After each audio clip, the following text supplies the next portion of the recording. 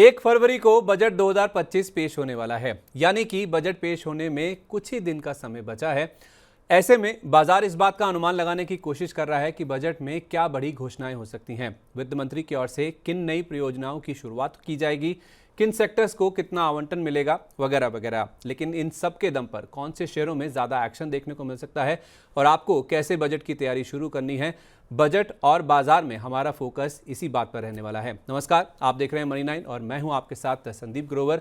और आज जिस सेक्टर पर हमारा फोकस रहने वाला है वो है पावर एंड रिन्यूएबल्स पर। और इस बात पर, इस सेक्टर पर बातचीत करने के लिए हमारे साथ मौजूद हैं एलारा कैपिटल के वीपी रिसर्च रुपेश सांखे जी।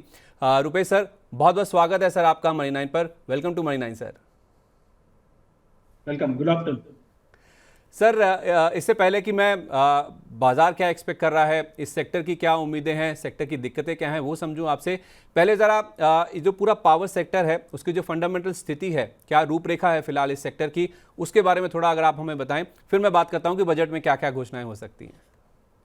डेफिनेटली अगर आप बात करेंगे ना तो पावर में काफी अच्छा डिमांड देखने को मिला है। लास्ट 3 साल में वो 8 to 9% का ग्रोथ दिख रहा है। जो लास्ट 10 साल में 5.5% चलता था वो अभी 8 to 9% में आ गया।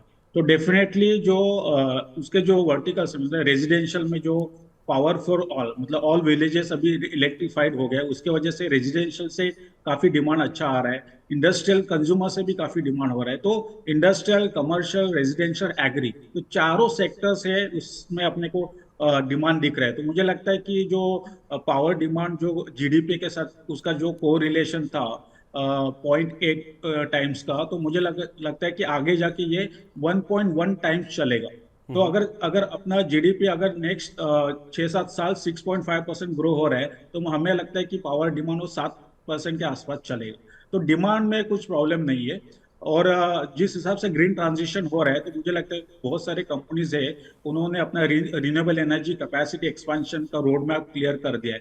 तो डिमांड सप्लाई डायनामिक जो है वो काफी अच्छा इंडस्ट्री के लिए है। और मुझे लगता है गवर्नमेंट पॉलिसीज भी प्लेस है जो सेक्टर को फेवर फेवर कर रहा है। सर, सबसे पहले जब किसी भी सेक्टर की बातचीत होती है, वित्त मंत्री जब बोलती हैं अपने भाषण में, तो पहले आवंटन की बात होती है। तो आवंटन पिछले साल किस तरह का रहा था और इस बार क्या उम्मीदें हैं, कितना उसमें बढ़ोतरी देखने को मिल सकती है, आपकी क्या एक्सपेक्टेशन है, बाजार क्या मान के चल रहा है? डेफिनेटली अगर लास्ट ईयर के बजट देखेंगे ना तो मुझे लगता है कि दोनों जो मिनिस्ट्री ऑफ पावर और ministry of new and renewable, दोनों का अगर कंबाइन करेंगे ना तो कम से कम 40,000 करोड़ का बजटरी एलोकेशन था।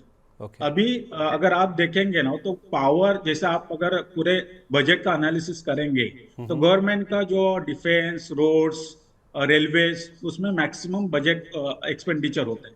लेकिन पावर ऐसा सेक्टर है जहां पे पावर एक कॉन्करेंट लिस्ट में आता है संविधान के हिसाब से। तो सेंट्रल और स्टेट गवर्नमेंट का दोनों का रेगुलेशन होता है। तो इसलिए मुझे अगर पावर का कैपेक्स का अगर आप देखेंगे ना तो मोस्टली ये जो कैपेक्स होता है वो कंपनीज थ्रू आता है। जैसे पब्लिक सेक्टर कंपनीज हो गए, NTPC, NHPC, HJVN, NLC, power grid, उनका एक अलग कैपेक्स होता है। जो प्राइवेट कंपनीज होता है जैसे JSW energy, Tata power, Torrent power, उनका अलग कैपेक्स होता है। लेकिन सेंट्रल गवर्नमेंट एक पॉलिसी डिजाइन करता है, फॉर्मुलेट करता है, उसका इम्प्लीमेंटेशन और अगर सेक्टर को अगर जो गोल है 2032 तक का, वहां पे लेके जाने के लिए क्या क्या इंसेंटिव चाहिए, क्या नया पॉलिसी चाहिए, क्या बजटरी अलोकेशन चाहिए, उस हिसाब से काम करते हैं। तो ओवरऑल जो 40,000 करोड़ का तो ये बजटरी अलोकेशन हो गया। लेकिन इंडस्ट्री का ओवरऑल कैपेक्स देखें ना तो साल में वो 5 से 6 लाख के करोड़ के आसपास होता है। तो ओके। नेक्स्ट अगर 2032 का हम लोग अगर देखते हैं कि अगर रिन्यूएबल एनर्जी या पूरा जो 500 गीगावाट जो रिन्यूएबल कैपेसिटी ऐड कर रहा है, जो अभी 200 गीगावाट का है, और जो अभी का पूरा इंस्टॉल कैपेसिटी इंडिया का जो 450 गीगावाट है, वो टारगेट है 930 गीगावाट का। उसके लिए टोटल 45 लाख करोड़ का इन्वेस्टमेंट है। ये इन्वेस्टमेंट सेंट्रल गवर्नमेंट से आएगा, पब्लिक प्राइवेट कंपनी से आएंगे, स्टेट गवर्नमेंट्स के आएंगे। लेकिन इसको जो बजटरी एलोकेशन है उसको प्रमोट करना है तो मुझे लगता है सेंट्रल गवर्नमेंट से जो बजटरी एलोकेशन है वो डेफिनेटली इम्प्रूव होगा। लास्ट ईयर हमने देखा कि रिन्यूएबल एनर्जी में 130% का बढ़ोतरी हुआ था। जो 8,000 करोड़ का एलोकेशन था वो 19 19,000 करोड़ तक था। और जो पावर में जो था, जो थर्मल जो सोलर और विंड छोड़ के जो कैपेक्स है उसमें 20,000 करोड़ का था। तो मुझे लगता है कि डेफिनेटली ये जो नंबर है वो 50-60 हजार करोड़ के आसपास हो सकता है, और उससे काफी अच्छा एनकरेजमेंट हो सकता है प्राइवेट कंपनीज को और पीएसयूज को जो इन्वेस्टमेंट के लिए। तो ये एक बजटेड एलोकेशन होगा, लेकिन इसका अच्छा सिग्नल सेक्टर को मिलता है कि जो आगे जाके इन्वेस्टमेंट करते हैं। ठीक है। तो ओवरऑल 50% का जो एलोकेशन है उसमें बढ़ोतरी इस बार देखने को मिल सकती है। 40,000 करोड़ वाला जो आवंटन है वो ऑलमोस्ट बढ़कर 60,000 करोड़ के आसपास पहुंच सकता है, ऐसा बाजार मान के चल रहा है। गवर्नमेंट से सपोर्ट आना लाजमी है क्योंकि कैपिटल इंटेंसिव इंडस्ट्री है, यहाँ पे पैसे की बहुत ज़रूरत पड़ती है, तो उस लिहाज से सरकार की ओर से आवंटन आना भी बहुत ज़रूरी है पॉलिसी फॉर्मेशन के अलावा। सर, ये तो आवंटन की बात होगी। अब ज़रा ये भी बताइए कि बाजार क्या मान के चल रहा है, इंडस्ट्री की क्या उम्मीदें हैं इस बजट में सरकार से? ऐसे डेफिनेटली अगर आप पूरा वैल्यू चेन की बात करेंगे तो मुझे लगता है कि 45 लाख करोड़ का जो इन्वेस्टमेंट है उसके लिए एक फाइनेंसिंग इम्पोर्टेंट है। तो फाइनेंसिंग के लिए मुझे लगता है कि जो ग्रीन बॉन्ड है या गवर्नमेंट से अगर कुछ होता है कि इसको थोड़ा अच्छा सब्सिडाइज रेट में अगर फाइनेंसिंग हो सकता है, लिक्विडिटी प्रोड्यूस कर सकते हैं, तो मुझे लगता है उसमें काफी अच्छा फाइनेंसिंग रिलेटेड हो सकता है। और सेकेंडली अगर अगर आप जनरेशन की बात करेंगे तो जनरेशन में कुछ कुछ सेगमेंट ऐसे हैं जहाँ पे जैसे for example small modular reactor जो लास्ट बजट में बात किए थे उसमें इतना कुछ डेवलपमेंट नहीं हुआ था, तो मुझे लगता है उसमें भी कुछ प्रमोशन के लिए कुछ इंसेंटिव्स आ सकते हैं। उसके अलावा जो बैटरी स्टोरेज के कॉस्ट काफी हद तक कम हो गए, और आगे जाके हमने देखा है कि सोलार और बैटरी स्टोरेज में काफी सारे टेंडर्स ओपन हो रहे हैं, और ये जो टैरिफ जो डिस्कवर हुआ है जो डिस्कॉम के लिए भी काफी अच्छा फेवरेबल हुआ है टैरिफ। तो मुझे लगता है कि अगर बैटरी स्टोरेज टेक्नोलॉजी के लिए अगर कुछ पीएलआई जैसा स्कीम्स लेके आते हैं वो भी इंडस्ट्री एक्सपेक्ट कर रहे हैं। तो ओवरऑल मुझे लगता है कि एक इक्विपमेंट मैन्युफैक्चरर का एक एक्सपेक्टेशन होता है, एक डेवलपर्स का एक्सपेक्टेशन होता है, तो दोनों का मैच करना एक डिफिकल्ट होता है। लेकिन अगर सेक्टर को प्रमोट करना है तो मुझे लगता है कि जो गवर्नमेंट पॉलिसीज लेके आ रहे हैं battery storage, pump hydro storage, या आपका स्मार्ट मीटरिंग रिलेटेड जो रिवैम्प डिस्ट्रीब्यूशन स्कीम्स है उसमें जो अलोकेशन है, जो कुसुम योजना है या और रूफटॉप सोलर है, उसमें बहुत सारा इन्वेस्टमेंट आ सकते हैं। तो मुझे लगता है कि एक्सपेक्टेशन ये है कि जो पॉलिसी लास्ट ईयर अनाउंसमेंट किया था उसमें और कुछ इन्वेस्ट अनाउंसमेंट आ सकता है, ताकि जो कंपनीज थोड़ा इन्वेस्टमेंट के बारे में सोच रहा है उसमें थोड़ा सा राहत मिलेगी उनको। उसके अलावा मुझे ये नहीं लगता है कि कुछ, बिकॉज हमने देखा है कि 2 साल पहले सोलर सेल्स और मॉडल्स में ऑलरेडी 40 और 30% का इंपोर्ट ड्यूटी है। उसमें बहुत सारा एएलएम आ गया, advance list of module manufacture करके होता है, उसका एमएनआरई का लिस्टिंग आया है। और advance list of solar cell manufacturing उसका भी आएगा अप्रैल 2026 से। तो काफी हद तक जो मैन्युफैक्चर के लिए इंडिया ने प्रोटेक्ट किया है। अभी anti dumping duty solar glass है वो 10% बढ़ा है अक्टूबर 24 में, तो काफी हद तक मुझे लगता है कि इंपोर्ट ड्यूटीज है। अभी जो बाकी जो एरिया है जो वैल्यू चेन में वो पॉलीसिलिकॉन और वेफर्स में आता है, वहां पे जो पीएलआई स्कीम आया था उसमें वो स्टेज हो गया। मुझे लगता है आगे जाके वापस अगर पॉलीसिलिकॉन वेफर्स में अगर इन्वेस्टमेंट लेके आना है तो मुझे लगता है वहां पे भी कुछ गवर्नमेंट सोच सकती है। सोलर सेल का इंडिया का कैपेसिटी 7 गीगावाट है, 7,000 मेगावाट का है, और जो एनुअल जो रिक्वायरमेंट हो कम से कम 30,000 मेगावाट का है। तो उसमें काफी सारा कैपेसिटी एडिशन हो रहा है जो 2-3 साल में दिखेगा। मॉडल्स में अपने इंडिया के पास अच्छा खासा सप्लाई क्रिएट हुआ है, खाली पॉलीसिलिकॉन और वेफर्स में इन्वेस्टमेंट नहीं हो रहा है। तो आगे जाके अगर इंडिया को अगर कंप्लीटली इंडिया में फोकस करना है, डिपेंडेंट रहना है, तो मुझे लगता है पॉलीसिलिकॉन और वेफर्स में भी इंडस्ट्री कुछ एक्सपेक्ट कर रहे हैं, कुछ पीएलआई स्कीम लेके आए वापस। और उसके साथ साथ battery storage, pump hydro storage, of grid जो सोलर और विंड को इंटीग्रेशन टू द ग्रिड, उससे रिलेटेड ऑफशोर विंड पे भी कुछ हो सकता है। तो जो टेक्नोलॉजी अभी आया नहीं लेकिन 10-15 साल में आ सकता है, उसमें मुझे लगता है गवर्नमेंट कुछ स्टेप्स लेंगी, उससे वजह से प्राइवेट सेक्टर में थोड़ा इंटरेस्ट आ सकता है। सर, आप ये जो बैटरी स्टोरेज पे आपने पीएलआई की बात करी वो तो एक बात हो गई, लेकिन इसके अलावा ये जो आपने स्मार्ट मीटरिंग की बात करी, सरकार का बहुत ही ये महत्वाकांक्षी प्रोजेक्ट है। आई थिंक बड़े नंबर्स भी यहाँ पे सरकार जो है इंस्टॉल करना चाहती है, नंबर्स ऑफ मीटर्स की जहाँ तक बात है। इसके अलावा ये जो आप पम्प्ड हाइड्रो प्रोजेक्ट्स की बात कर रहे हैं, ये रिन्यूएबल एनर्जी के हिसाब से देखा जाए तो बहुत ही इंपॉर्टेंट, बहुत ही क्रूशल है ये। इस पर अगर आप थोड़ा डिटेल दे सकें कि इंडस्ट्री क्या चाहती है या फिर सरकार की ओर से क्या कदम उठाए जा सकते हैं। देखो अभी 2021 में हमने देखा कि जो रिवैम्प डिस्ट्रीब्यूशन स्कीम्स आया था गवर्नमेंट से, वो 3 लाख करोड़ का इन्वेस्टमेंट था। उसमें गवर्नमेंट ने, सेंट्रल गवर्नमेंट ने बोला था कि हम 30% का कंपोनेंट का सब्सिडी देंगे, कैपिटल ग्रांट देंगे, बाकी स्टेट गवर्नमेंट को करना है। लेकिन स्मार्ट मीटरिंग का जिस हिसाब से इंस्टॉलेशन होना चाहिए था उतना हुआ नहीं। अभी भी देखेंगे कम से कम 25 करोड़ का स्मार्ट मीटरिंग का इंस्टॉलेशन था, जो 2025-26 में खत्म होने वाला था। लेकिन अभी अगर आप देखेंगे ना तो 12 करोड़ का सैंक्शन हो गया, लेकिन जो इंस्टॉलेशन वो उस हिसाब से नहीं चल रहा है। अगर आप कुसुम पंप, एग्रीकल्चर पंप का सोलराइजेशन का बात करेंगे तो मुझे लगता है, या फीडर रिलेटेड, उसमें भी 10 या 12% का ही अचीवमेंट हुआ है। तो मुझे लगता है कि इंडस्ट्री, डिस्ट्रीब्यूशन कंपनी चाहते हैं कि इसमें काफी सारा इन्वेस्टमेंट आए, और उसका मदद डिस्ट्रीब्यूशन कंपनीज को होगा कि उनका टीएनडी डिस्ट्रीब्यूशन लॉस कम होगा, और जो रिटेल को, जो कंज्यूमर को जो टैरिफ पे करना पड़ता है, बिजली का दर है, वो काफी हद तक कम होगा। तो स्मार्ट मीटरिंग में काफी सारा इन्वेस्टमेंट हो सकता है, जो टीएनडी लॉसेस और डिस्ट्रीब्यूशन का एफिशिएंसी बढ़ेगा।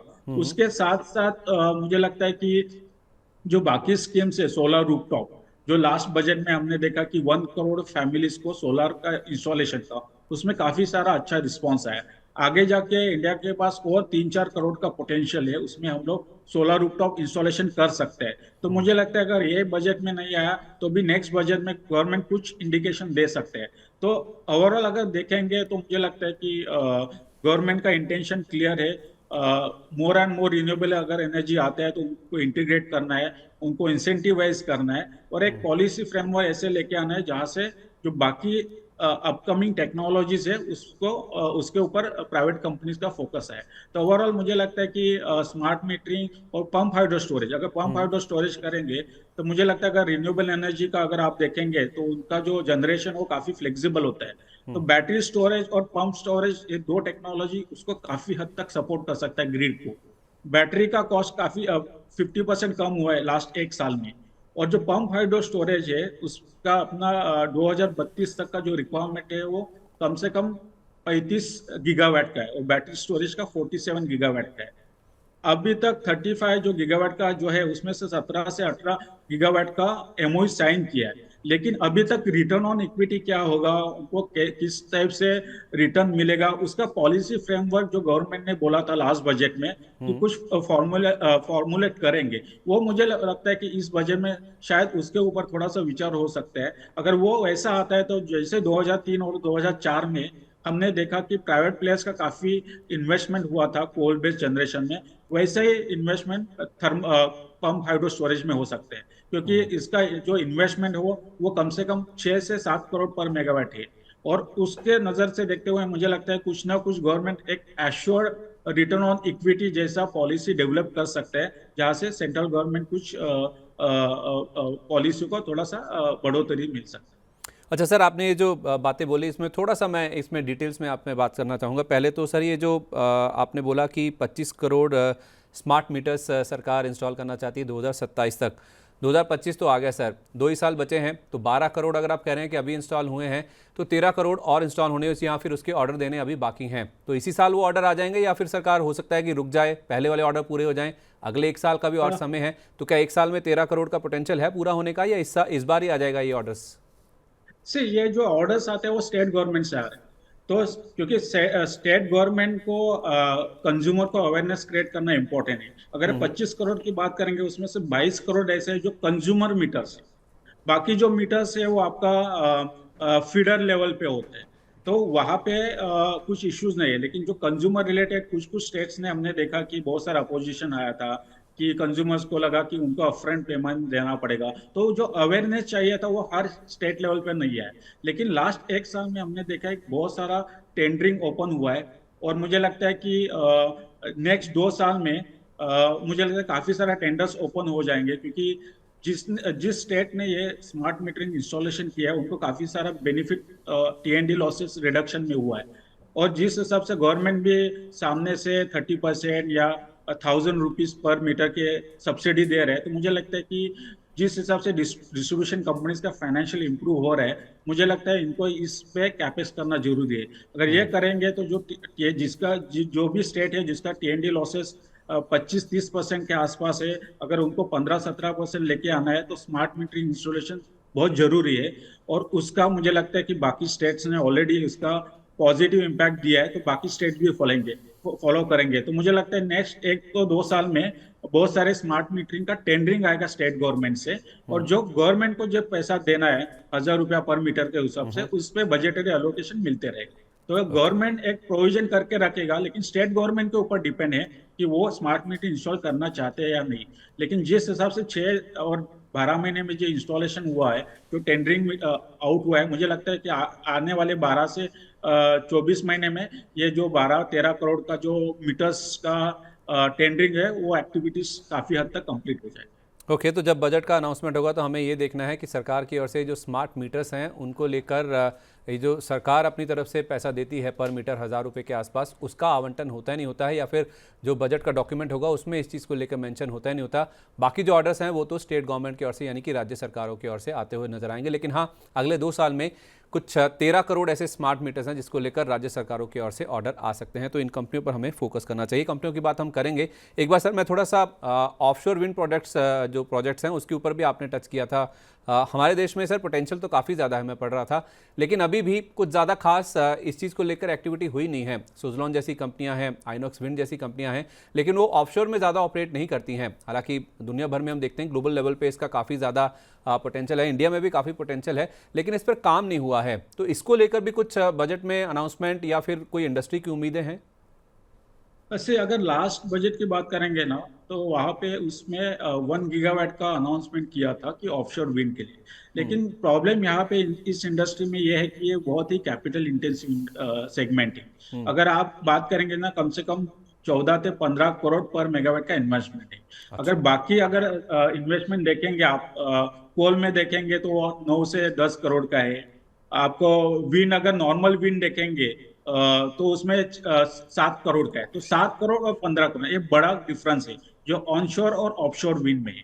और वहां से ट्रांसमिशन लेके आना, टेक्नोलॉजी क्रिएट करना, वो अभी तक इंडिया में है नहीं। तो मुझे लगता है प्राइवेट सेक्टर इतना जल्दी इसमें एंट्री नहीं करेंगे। हालांकि जो डोमेस्टिक जो विंड सेक्टर है, जो पिछले 7-8 साल पहले, 10 साल पहले जो इंस्टॉल हुआ है, उसमें बहुत सारा रिनोवेशन हो सकता है। उसमें बहुत सारा हाइट का इश्यूज है, टर्बाइन ब्लेड का इश्यूज है। तो मुझे लगता है फर्स्ट उसका रीपावरिंग होगा, जो कम से कम 20 मेगावाट का, गीगावाट का है। उसके बाद अगर इसमें टेक्नोलॉजी का कॉस्ट कम हो जाते, जैसे हमने सोलार का देखा है, सोलार 2010-12 में 12-15 करोड़ पर मेगावाट का था, अभी वो 5 करोड़ के आसपास आ गया। अगर इनिशिएटिव अभी स्टार्ट करता है गवर्नमेंट से, और 15 करोड़ का जो कॉस्ट है विंड का, जो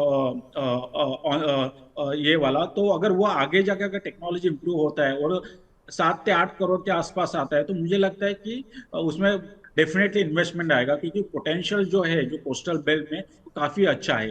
तो ये डायरेक्शन है। आने वाले 10-12 साल के बाद जो जब भी टेक्नोलॉजी चेंज होगा, कॉस्ट कम होगा, उसका स्टेप अभी है।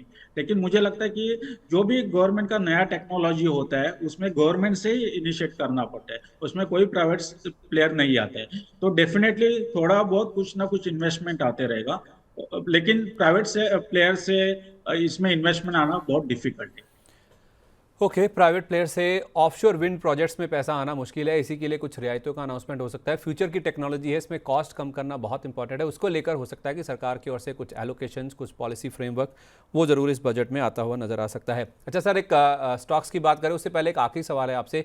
ये जो रूफटॉप सोलर प्रोजेक्ट्स हैं जिसको लेकर पिछले बजट में भी अनाउंसमेंट हुआ था, उसका जो एक कहते हैं कि रिस्पॉन्स कैसा देखने को मिला है, और क्या जितने सरकार ने दे दिए थे ऑर्डर उतना ही पोटेंशियल है हमारे देश में? इसका पोटेंशियल और अगर ज़्यादा है तो क्या इस बार कुछ और भी एलोकेशन या फिर और भी घोषणाएं रूफटॉप सोलर प्रोजेक्ट्स को लेकर हो सकती हैं इस बजट में?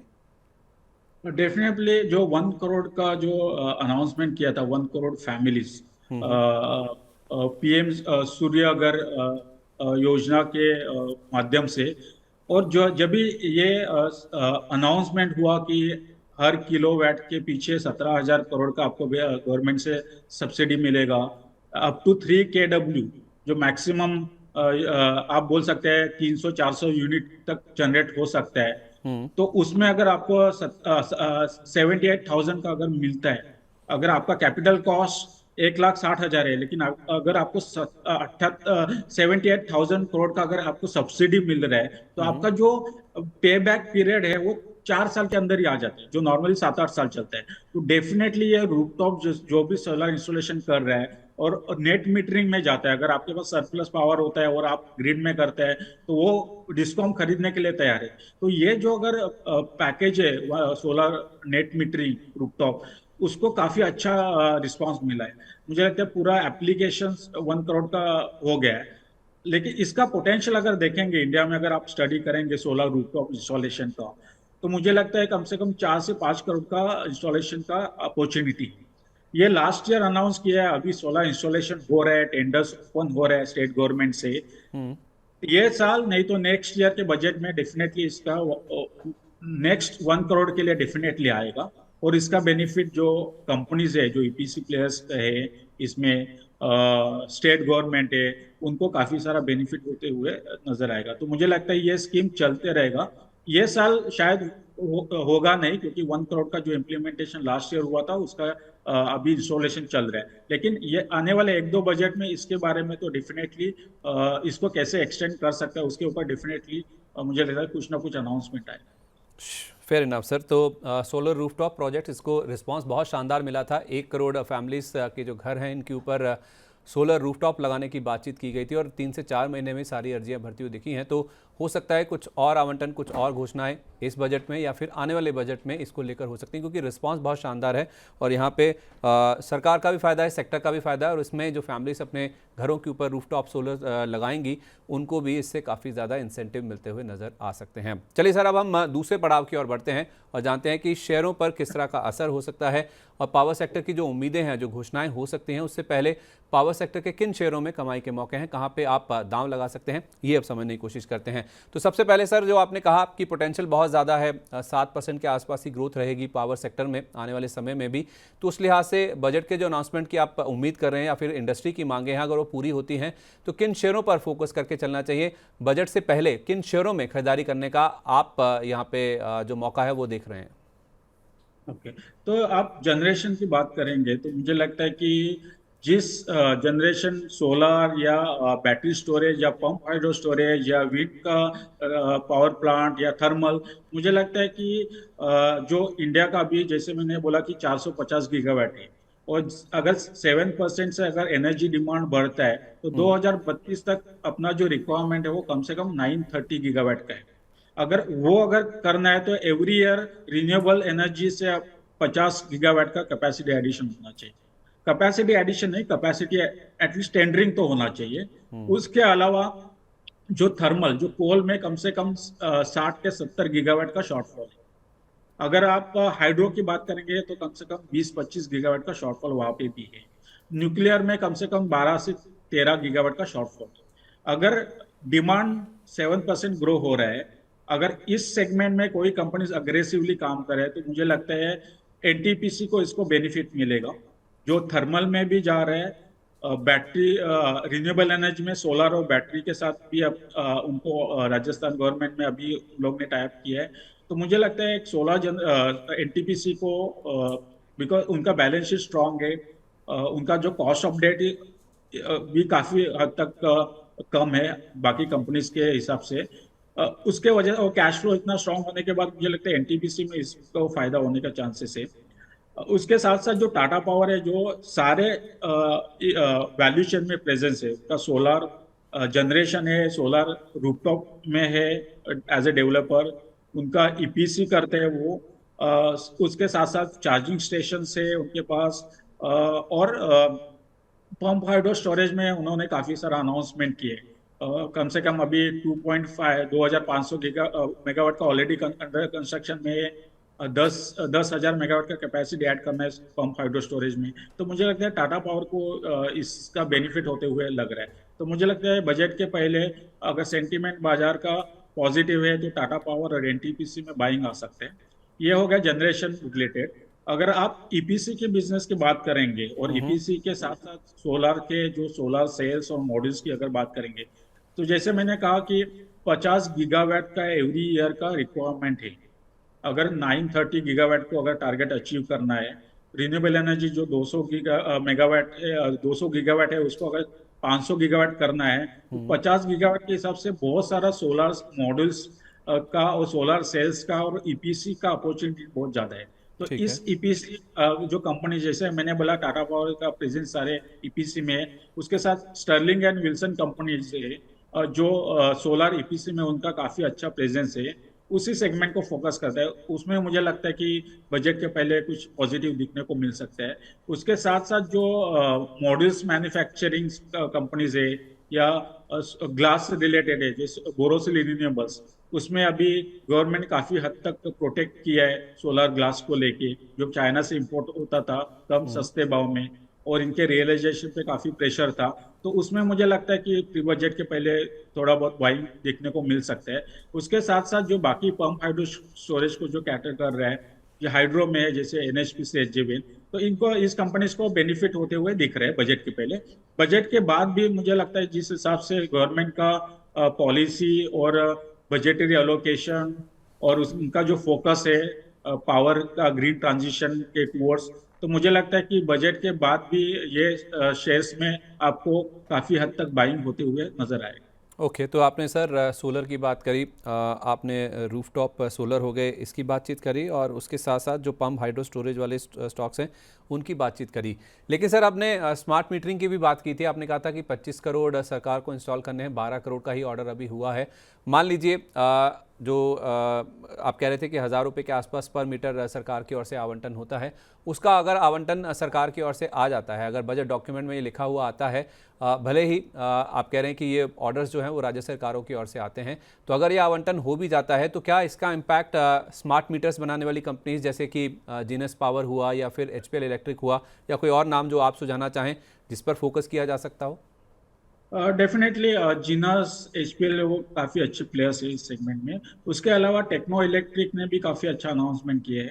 तो साथ साथ जो बाकी जो कंपनी है अदानी एनर्जी सॉल्यूशन, उनको भी स्मार्ट मीटरिंग का अच्छा खासा ऑर्डर्स मिल रहे हैं। तो ये कंपनीज को बेनिफिट होते हुए नजर आए स्मार्ट मीटरिंग का, क्योंकि उनका ऑर्डर बुक फुल है। उसके साथ साथ जो रिवैम्प डिस्ट्रीब्यूशन स्कीम्स है या स्मार्ट मीटरिंग रिलेटेड, उसमें जो ट्रांसफार्मर सेगमेंट्स है, जो केबल सेगमेंट्स में, उसमें भी काफी सारे इन्वेस्टमेंट हो सकते हैं। तो अगर गवर्नमेंट अगर सिस्टम इंटीग्रेशन, सिस्टम स्ट्रेंथनिंग की बात कर रहे हैं और इन्वेस्टमेंट का बजटरी एलोकेशन बढ़ रहा है कि ऑफ ग्रिड सोलर को कैसे कनेक्ट करना है, तो मुझे लगता है जो कंपनीज ट्रांसफार्मर सेगमेंट्स में है उनको भी काफी अच्छा बेनिफिट होगा, केबल्स इंडस्ट्रीज को मिल रहा है। और साथ ही साथ मुझे लगता है जो कंपनीज फाइनेंसिंग स्पेस में है जैसे पावर फाइनेंस कॉर्पोरेशन, आरईसी, उनका काफी हद तक बिजनेस ये पावर इकोसिस्टम फाइनेंसिंग में हो रहा है। तो अगर यहाँ पे गवर्नमेंट का बजटरी एलोकेशन बढ़ता है और डिस्ट्रीब्यूशन कंपनीज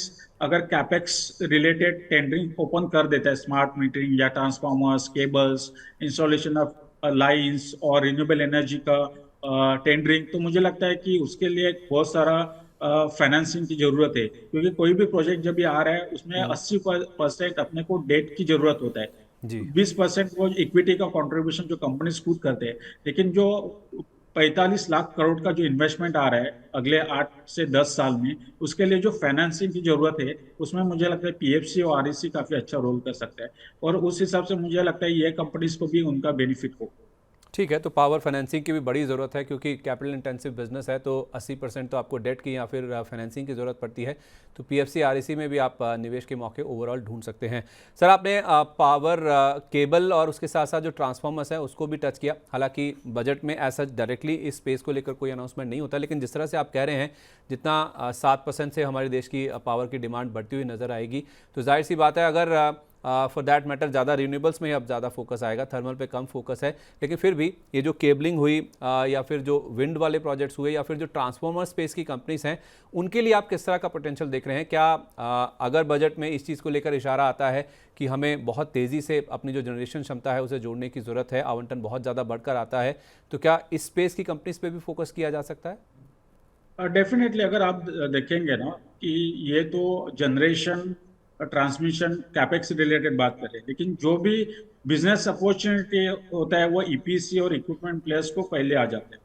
तो मुझे लगता है कि अगर रिन्यूएबल एनर्जी को अगर इंटीग्रेट करना है, कि रिन्यूएबल एनर्जी का जो आप देखेंगे कि जनरेशन सेंटर एक साइड पे है, आपका लोड सेंटर अलग साइड पे है, तो उसको इंटीग्रेट करने के लिए काफी सारे एचवीडीसी लाइन चाहिए। तो मुझे लगता है जो सबस्टेशन रिलेटेड कंपनीज है जहाँ पे ट्रांसफार्मर हाई वोल्टेज ट्रांसफार्मर की जरूरत होता है, तो मुझे लगता है ये जो कंपनीज है जैसे एबीबी सीमेंस, इनका काफी सारा अच्छा प्रेजेंस है, तो वो कंपनीज में भी आपको बाइंग दिखने को मिल सकते हैं।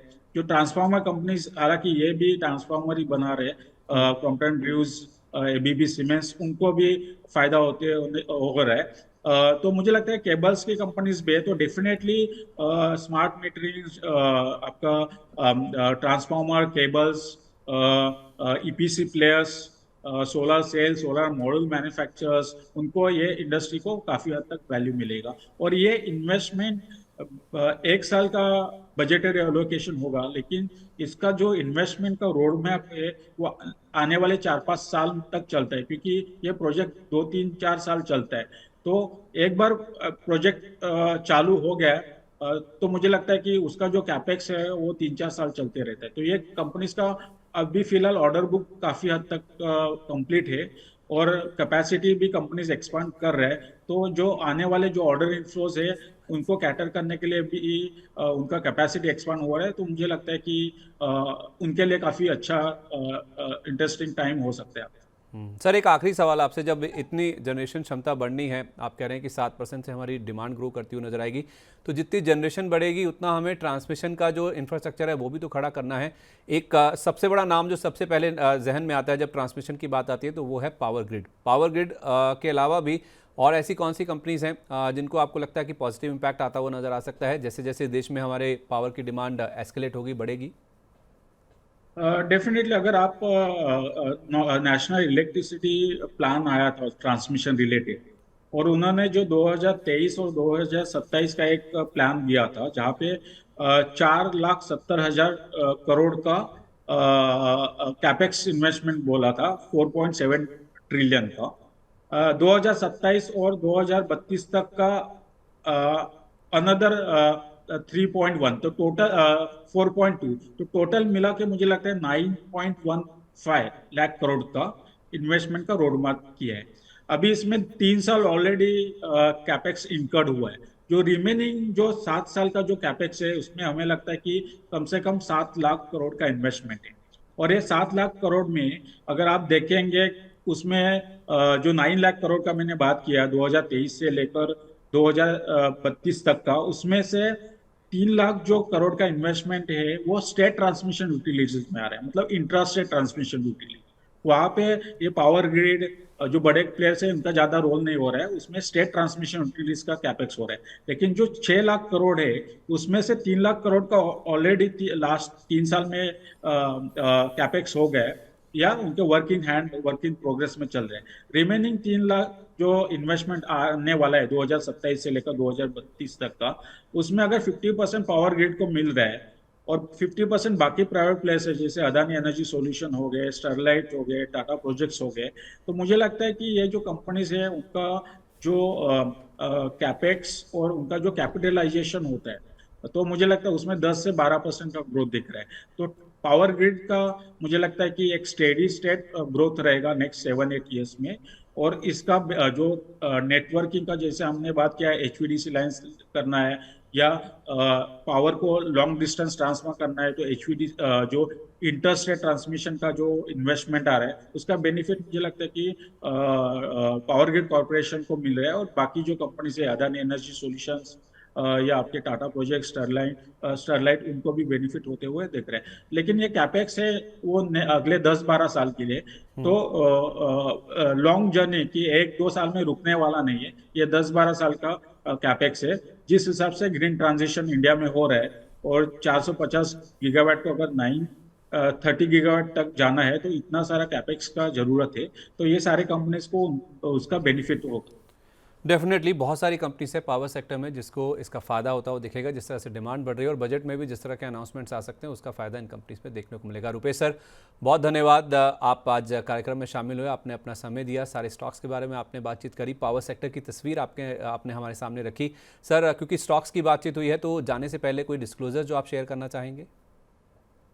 या इसमें बहुत सारे जो कंपनीज बात किया, एनटीपीसी, टाटा पावर, उसमें हमारा कंपनी का रिसर्च रिपोर्ट आते रहता है।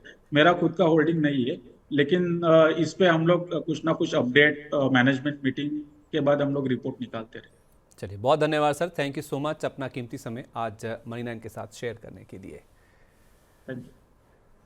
तो ये तो बात हुई पावर सेक्टर की, किस तरह की उम्मीदें हैं, क्या अनाउंसमेंट्स आ सकते हैं, इंडस्ट्री क्या मांग कर सकती है और उससे रिलेटेड कौन से ऐसे स्टॉक्स हैं जिन पर आपको बजट से पहले और बजट के बाद में फोकस करके चलना चाहिए। तो 1 फरवरी को बजट आने वाला है, तो उससे पहले पावर सेक्टर का जो पूरा ब्यौरा है वो हमने आपके सामने रख दिया है। ऐसे ही और सेक्टर्स, चाहे वो ऑटो हुआ, आईटी हुआ, एफएमसीजी हुआ, ऐसे तमाम सेक्टर्स पर लगातार आपके लिए बजट से पहले कवरेज लाते रहेंगे कि सेक्टर की क्या उम्मीदें हैं और किन स्टॉक्स पर आपको फोकस करके चलना चाहिए बजट से पहले। तो इस खास कार्यक्रम को यहीं पर विराम देते हैं, मुझे आप इजाज़त दीजिए, नमस्कार।